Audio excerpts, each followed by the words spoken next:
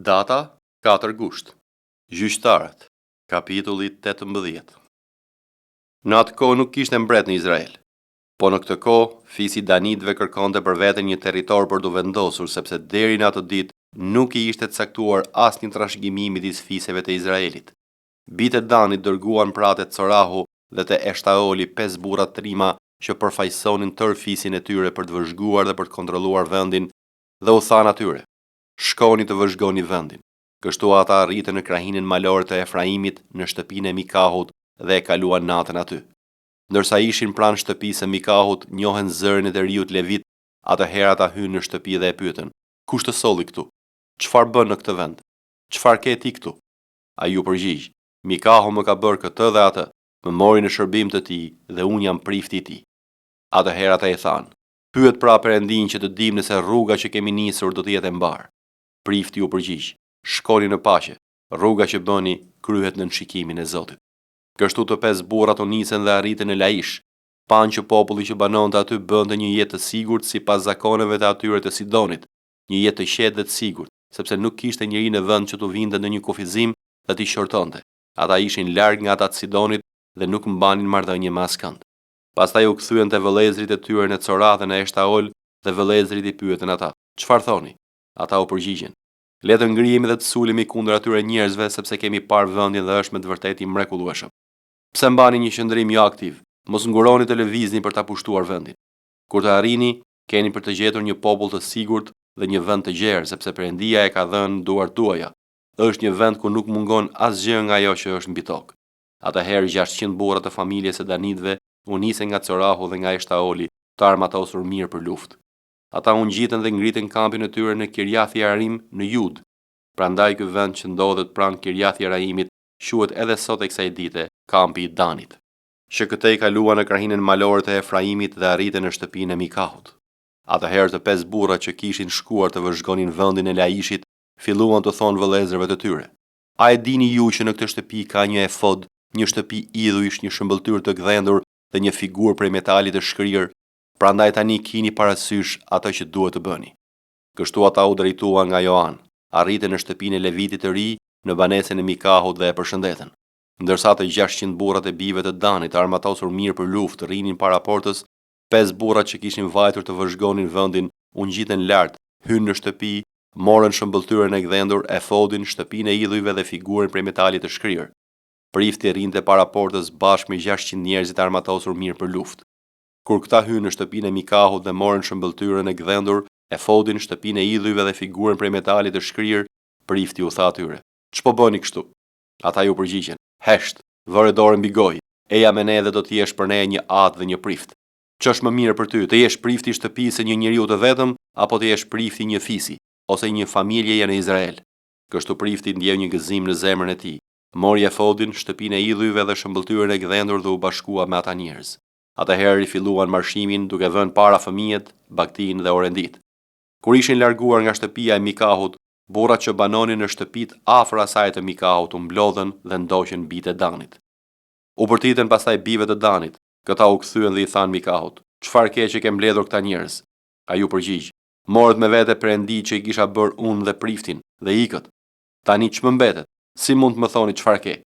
Bijtë e Danit i thanë: bëj që zëri yt të mos dëgjohet më prapa nesh, sepse njerëz të zemëruar mund të hidhen mbi ju dhe ti do të humbje jetën tënde dhe atë të familjes sate.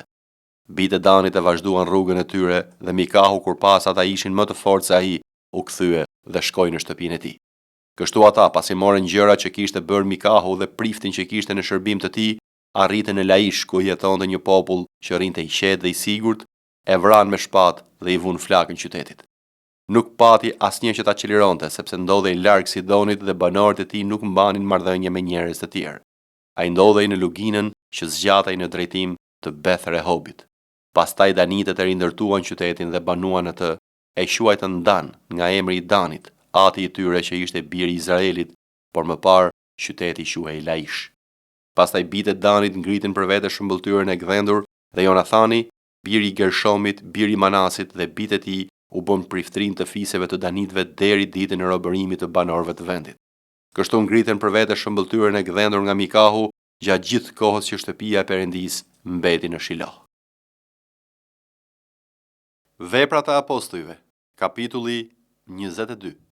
Burra vëllezër dhe etër, dëgjoni tani mbrojtjen time para jush. Por kur dëgjuan se u fliste atyre në gjuhën hebraike, heshtën edhe më shumë, dhe ai tha: Unë jam një njeri jude, lindur në Tars të Kilikis dhe rritur në këtë qytet të këmbët e Gamalielit, edukuar me përpikmërinë e ligjit të etërve tanë, plot me zell për Perëndin, sikurse jeni të gjithë ju sot. Unë kam përndjekur këtë udhë deri në vdekje, duke lidhur dhe duke dorëzuar në burg burra dhe gra, sikurse jep dëshmi për mua kryeprifti dhe gjithë pleqësia, prej të cilëve mora edhe letra për vëllezërit dhe shkova në Damask për të sjellë të lidhur në Jeruzalem ata që ishin atje që të ndëshkoheshin. Dhe më ndodhi që kur isha duke udhëtuar dhe po i afrohesha Damaskut, rreth mesit të ditës papritmas një dritë e madhe nga qielli vetëtiu rreth meje. Dhe unë rash për dhe dëgjova një zë që po më thoshte: Saul, Saul, përse më përndjek? Dhe unë ju përgjigja: Kush je ti o Zot? Dhe ai më tha: Unë jam Jezus Nazarenasi, të cilin ti e përndjek. Edhe ata që ishin me mua e pan dritën dhe u trembën, por nuk dëgjuan zërin e atij që më fliste. Dhe unë thash: Dhe Zot, çfarë të bëj? Zoti më tha: Çohu dhe shko në Damask. Dhe atje do të thuhet çfarë të është urdhëruar të bësh. Dhe mbasi unë nuk shihja për shkak të shkëlqimit të asaj drite, hyra në Damask duke më marrë për dorë ata që ishin me mua.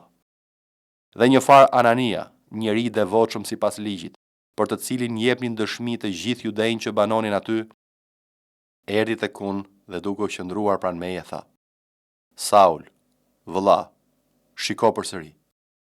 Dhe në atë çast unë hapa syt dhe pash atë. Edhe tha: Perëndia i jetërve tanë të caktoj të njohësh vullnetin e tij, ta shohësh të drejtin dhe të dëgjosh zë nga goja e tij. Sepse ti do të jesh dëshmitar para të gjithë njerëzve për ato që ke parë dhe ke dëgjuar. Dhe tani çpret, çohu dhe pagzohu dhe lahu nga mëkatet e tua duke thirrur emrin e Zotit. Dhe ndodhi që kur u ktheva në Jeruzalem dhe isha duke u lutur në tempull, mu bë një ekstaz. Dhe pash atë që më thoshte: Nxito dhe dil shpejt nga Jeruzalemi, sepse ata nuk do ta pranojnë dëshminë tënde për mua. Dhe unë thash: O Zot, ata e dinë se unë isha ai që i burgosja dhe i rrihja andej këtej në sinagoga ata që besonin në ty. Kur u derdh gjaku i Stefanit, dëshmorit tënd, edhe unë isha i pranishëm, e miratoja vrasjen e tij dhe ruaja rrobat e atyre që e vrisnin. Dhe më tha: Shko, sepse unë do të dërgoj larg midis kombeve. Ata e dëgjuan deri në këtë fjalë, pastaj ngritën zërin duke thënë: Hiqe nga toka një njeri të tillë, sepse nuk është i denjë të rrojë. Dhe duke qenë se ata bërtisnin, duke i flakur rrobat e duke ngritur pluhurin në erë, kryemisi urdhëroi ta sillnin palin në fortezë, duke urdhëruar që ta marrin në pyetje duke e rrahur me kamzhik që të merrej vesh për çfarë syje ata bërtisnin kështu kundër tij. Dhe si e shtrin të lidhur me rripa, pali i tha kryeqindasit që ishte aty: A është e ligjshme për ju të rrihni me kamzhik një qytetar romak ende të padënuar? Kur e dëgjoi kryeqindasi, shkoi e tregoi kryemisit duke thënë: Shiko që je duke bërë, sepse ky njeri është një qytetar romak. Atëherë kryemisi shkoi te pali dhe e pyeti: Më thuaj, a je qytetar romak? Ai tha: Po. Kryemisi u përgjigj: Unë kam fituar këtë qytetari me një shumë të madhe. Edhe pali tha: Kurse unë kam qysh prej lindjes. Menjëherë, ata që do ta merrnin në pyetje u larguan prej tij, por edhe kryemisi, kur mori vesh se ai ishte qytetar romak, pati frikë që e kishte lidhur. Të nesërmen, duke dashur të marrë vesh me siguri përse ishte akuzuar nga judejt, e zgjidhi nga prangat dhe urdhëroi kryepriftrind dhe gjithë sinedrin të vinin. Pastaj, si e sollën poshtë palin, e nxorri përpara tyre. Jeremia, kapitulli 32.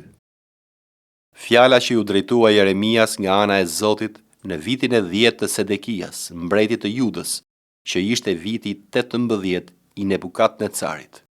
Ushtria e mbretit të Babilonis rrethonte atëherë Jeruzalemin, dhe profeti Jeremia ishte i mbyllur në oborrin e burgut që ndodhe në shtëpinë e mbretit të Judës.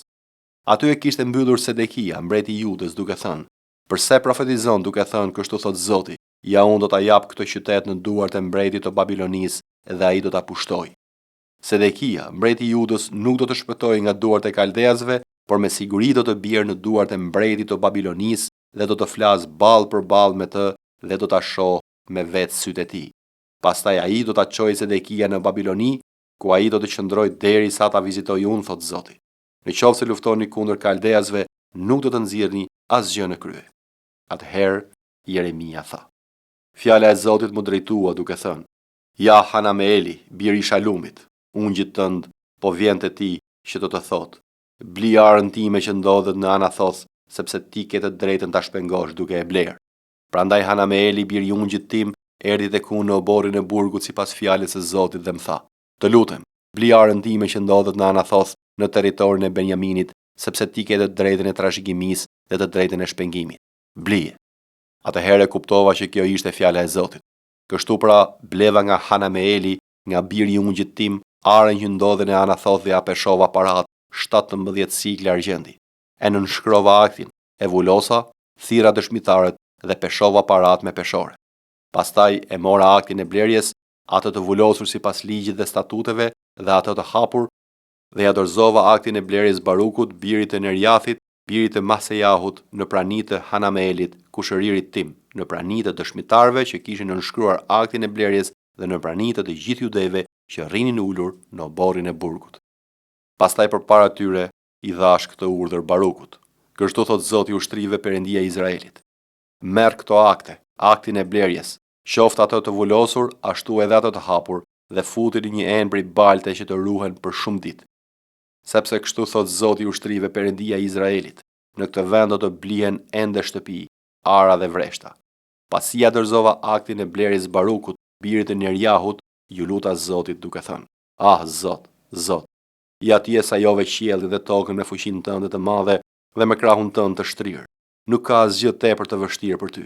Ti e tregon mirësinë tënde ndaj 1000 vetave dhe e shpaguan paullësinë e etërve në gjithë të bijve të tyre që vinë pas atyre, o Perëndi i madh dhe i fuqishëm, emri të cilit është Zoti i ushtrive.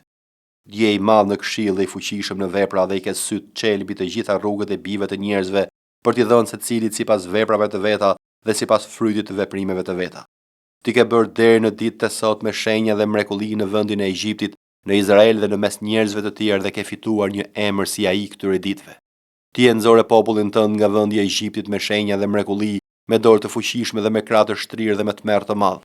Ti u dhe atyre këtë vend që ishe betuar t'u jepje etërve të tu, një vend ku rrjedh qumësht e mjalt. Ata hynë dhe e futën në dorë, nuk i janë bindur zërit tënd dhe nuk ecën në rrugën e ligjit tënd, nuk kanë bërë të gjitha që u kishe urdhëruar të bënin, prandaj ti solli mbi ta tërë këtë fatkeqësi. Ja le dhe të arrin deri në qytet për ta shtënë në dorë, dhe qyteti lihet në dorë të kaldeasve që luftojnë kundër ti me shpatën, me urinë dhe murtajën. Ndodhi ajo që ti ke thënë, ja, ti e shikon. Megjithatë o Zot im ke thënë, bli me para fushën dhe thirr dëshmitarët, ndërsa qyteti është ende në dorë të kaldeasve. Atëherë, fjala e Zotit ju drejtua Jeremias duke thënë: Ja, unë jam Zoti, Perëndi i çdo mishi. A ka vallë në një gjë tepër të vështirë për mua? Prandaj kështu thot Zoti: Ja, unë do ta jap këtë qytet në duart e kaldeasve, në dorën e Nebukadnecarit, mbretit të Babilonisë, i cili do ta marrë.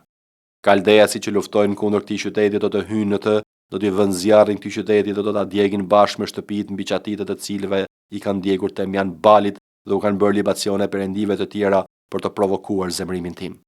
Sepse bitë e Izraelit dhe bitë e Judës kanë bërë vetëm ato që është e keqe në sytë e mi, qysh në fëmijërinë e tyre. Në fakt bitë e Izraelit nuk kanë bërë gjë tjetër, vetë se të provokonin zemrimin tim me veprën e duarve të tyre, thot Zoti. Sepse ky qytet, që nga dita që u ndërtua deri më sot, ka qenë për mua një provokim i zemrimit dhe i tërbimit tim. Prandaj do ta zhduk nga prania ime për shkak të gjithë të keqes që bitë e Izraelit dhe bitë e Judës kanë bërë për të provokuar zemrimin tim. Ata, mbretërit e tyre, princat e tyre, priftrinët e tyre dhe profetët e tyre, njerëzit e Judës dhe banorët e Jeruzalemit. Më kanë kthyer jo fytyrën për kurrizin dhe megjithatë i kam mësuar me urgjencë dhe me këmbgulje. Ata nuk më kanë dëgjuar për të marrë korrigjime. por kanë vënë gjërat e tyre të neveritshme në shtëpinë të cilën përmendet emri im për ta ndotur. Kanë ndërtuar gjithashtu vendet e larta të Balit që janë në luginën e bijve të Hinomit, në mënyrë që të kalojnë përmes zjarrit bit dhe bijat e tyre për nder të Molekut, gjë që unë nuk ua kisha urdhëruar dhe nuk më kishte shkuar kurrë ndërmend se do të kryeni një gjë të tillë të neveritshme duke e bërë Judën të mëkatojë. Prandaj kështu thot tani Zoti Perëndia e Izraelit lidhur me këtë qytet për të cilin ju thoni, ai do t'i jepet në dorë mbretit Babilonis me anë të shpatës të urizat murtajës. Ja do t'i mbledh nga të gjitha vendet ku i kam shpërndar gjatë zemërimit tim, tërbimit tim, indinjatës sime të madhe, do të bëj të kthehen në këtë vend dhe të banojnë të sigurt. Ata do të jenë për mua populli im dhe unë do të jem për ta Perëndia i tyre. Do t'u jap një zemër të vetme, një rrugë të vetme, me qëllim që të kenë frikë nga unë për jetë për të mirën e tyre dhe të bijve të tyre. Do të bëj me ta një beslidhje të përjetshme. Nuk do të largohem më prej tyre dhe do t'u bëj të mira dhe do të shtije në zemrën e tyre frikën me qëllim që të mos më braktisin. Do të ndjej gëzim duke u bërë të mirë dhe do t'i vendos në mënyrë të qëndrueshme në këtë vend me gjithë zemrën time dhe me gjithë shpirtin tim. Sepse kështu thot Zoti, ashtu si solla mbi këtë popull gjithë këtë fatkeqësi të madhe, kështu do të sjell mbi të tërë të mirat që u kam premtuar. Do të blihen ende are në këtë vend, për të cilin ju thoni është një vend i shkret ku s'ka më njerëz e kafsh, është dhënë në duart e kaldezëve.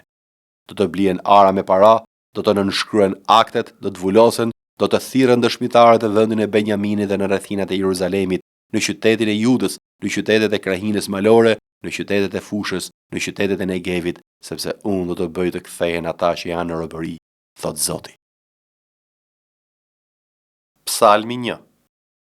Lum njeriu që nuk ecën sipas këshillës së të pabezëve, që nuk ndalet në rrugën e mëkatarëve dhe nuk ulet bashkë me tallësit, por që gjen kënaqësinë e tij në ligjin e Zotit, dhe që mendon thellë ditë e natë mbi ligjin e tij. Ai do të jetë si një pemë e mbjell gjatë brigjeve të ujit, që jep frytin e tij në stinën e tij, dhe të cilit gjethet nuk i fishken, dhe gjithçka bën do të ketë mbarësi. Të tillë nuk janë të pabesët, janë si byku që era e shpërndan. Prandaj të pabesët nuk do të përballojnë gjykimin, as mëkatarët në kuvendin e të drejtëve, sepse Zoti njeh rrugët e të drejtëve, por rrugat të pabesëve të çon në shkatërim. Psalmi 2. Pse zjejnë kombët, dhe pse popujt kurdisin gjëra të kota? Mbretërit e dheut mblidhen dhe princat këshillohen bashk kundër Zotit dhe të vajosurit të tij, duke thënë: Leti koputim prangat e tyre dhe t'i heqim qafe litarët e tyre. Ai që ulet në qiejt do të qesh. Zoti do të tallet me ta. Atëherë do t'u flas në zemërimin e tij dhe do t'i tremb në indinjatën e tij të madhe dhe do të thotë: E vendosa mbretin tim mbi Sion, malin tim të shenjtë. Do të shpall dekretin e Zotit. Ai më ka thënë: Ti e biri im, sot më linde. Më kërko dhe unë do të të jap kombet si trashëgim për ty dhe mbar dheun si zotërim tëndin. Ti do t'i coptosh me një shufër hekuri, do t'i bësh cop si një enë prej argjile. Tani pra o mbretër, tregohuni të urtë, pranoni ndrejqen o gjyqtar të dheut. Shërbeni me frikë Zotin dhe gëzohuni me drithma. Nënshtrojuni birit që të mos zemrohet dhe të mos vdisni rrugës, sepse zemërimi i tij mund të dizet në një çast. Lum ata që gjejnë streh tek ai.